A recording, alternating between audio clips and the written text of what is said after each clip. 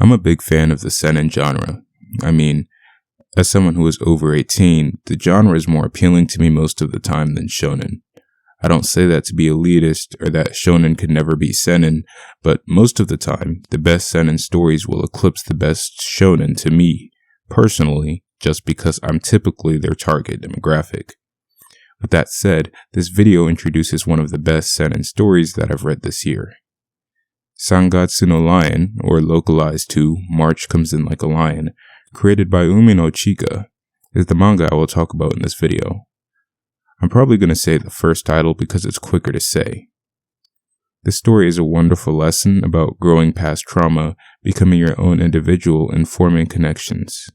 If I were to compare it to another seinen, it would be similar to... I don't know, actually. This series is pretty unique, at least of what I've read, mainly because of the constant connections with the Japanese game of shogi. It's also there to note that it is still an ongoing manga at the time of this video's release. Before I go any further, as I am eager to explore today's content, I wanted to ask you to like the video so more of my stuff gets pushed into the YouTube algorithm, and subscribe to my channel, preferably with notifications on, so more of my content gets relayed to you whenever I upload. This is the first of hopefully many manga/anime reviews I will do on this channel, and I want you guys to show up every time. Thank you for your continued support. Note, this video contains slight spoilers for Sangatsu no Lion. I try my best not to add any heavy spoilers, but view at your own discretion. Kiriyama Rei is one of the youngest shogi professionals in Japan. At only 17 years old, he ascends to play against some of the most high-ranking shogi pros of the region at the rank of Godan.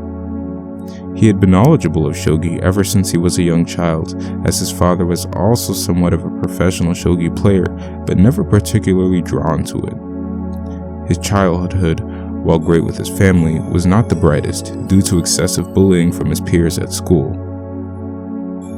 After his family, consisting of his father, mother, and little sister, died in a car accident, Rei was picked up by one of his father's friends, Masachika Koda, who, with an outstretched hand, asked the question that would change his life forever. Do you like shogi? The question asked is intended to be a monumental point in Kiriyama Rei's life that he would ultimately reflect back on multiple times in the series. Out of fear of abandonment, Rei knew that to answer yes would be the way to not have to deal with such fear any longer. The mangaka makes note that Rei's ascension in the shogi world was not some predestined ordeal, some great prophecy, but instead had actually shameful roots, stemming from Kiriyama's attempt to escape being alone. Rei grows up with Koda's biological children, Koko and Asamu, who also study shogi under their father. Rei rapidly advances as a shogi player, learning tactics from his stepfather, quickly outshining his step-siblings. Due to this, Koda tries to apply more pressure to his own biological kids to be better, a natural reaction to a situation of the type.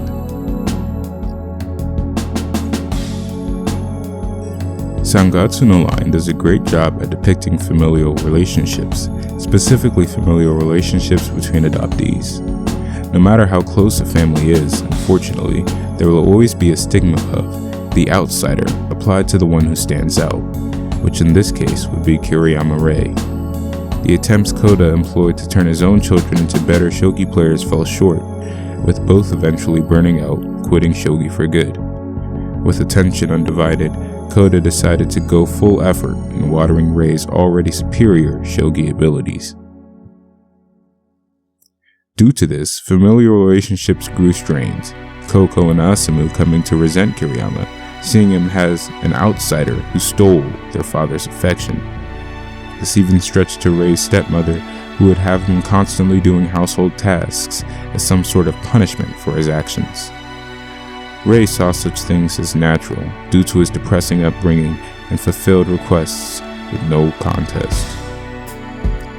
He would consistently put up with beratement from his step-siblings, more specifically his stepsister Koko, who would be more of a major part in the story going forward.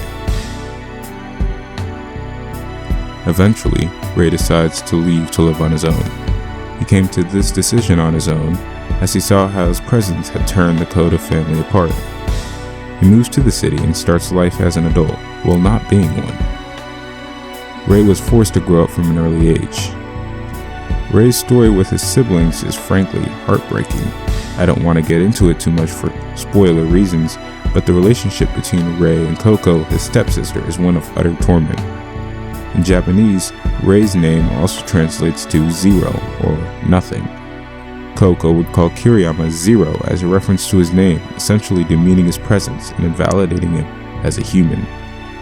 Coco's character was not written to be a demon for no reason, however.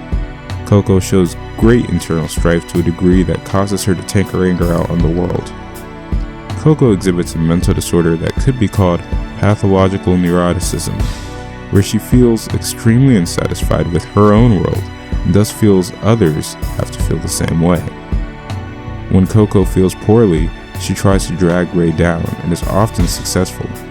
As a result, Rei's default personality is typically meek, depressed, and unattached. Coco's behavior deserves its own video, and I would certainly love to talk about it, provided that this video does well enough. Anyways, Rei moves to the city and lives a very lonely life for a good period of time. Just as any depressed individual, Rei hits some very low lows due to his ostracization from pretty much anyone who cares about him. Much of his feeling during this dark period of his life can be visualized via a direct quote from Kiriyama himself.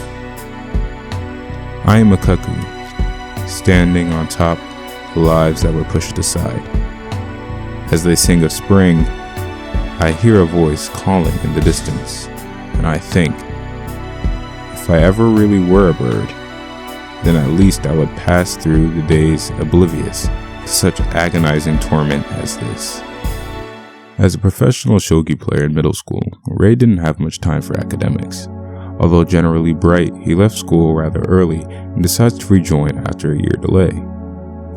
Rei's emotional scarring hinders his ability to make new friends, that is, until he meets the Kawamotos. Akari Kawamoto, the oldest, Hinata Kawamoto, a middle schooler, and Momo Kawamoto, a small child. The three Kawamoto sisters live with their grandfather, Someji Kawamoto, who runs a confections shop. Over the course of the story, Rei becomes acquainted with the Kawamotos, getting close to them to the point of being a family in all but name. Sangatsu no Lion's main plot involves Rei working his way up the Shoki Mountain, all while trying to figure out and resolve issues from his past. Rei works on becoming a better, more caring person, and learns to do so through relationships with the Kawamoto sisters. Rei gains many friends and enemies over the course of the story, all who serve great purpose in furthering Rei's potential as an individual. I could talk about all these characters and how well written they are, but we'd be here forever. I will, however, make note of Rei's shogi conquest. In the general narrative, Kiriyama faces many shogi players from across the region, all with their own style of play, background, and lifestyle. He befriends a great lot of them, using their own style of play to supplement his own, all while admiring Soya Toji, the godchild of shogi, who holds the title of Meijin. Toji's clear, stable playstyle significantly affects Kiriyama during a promotional match.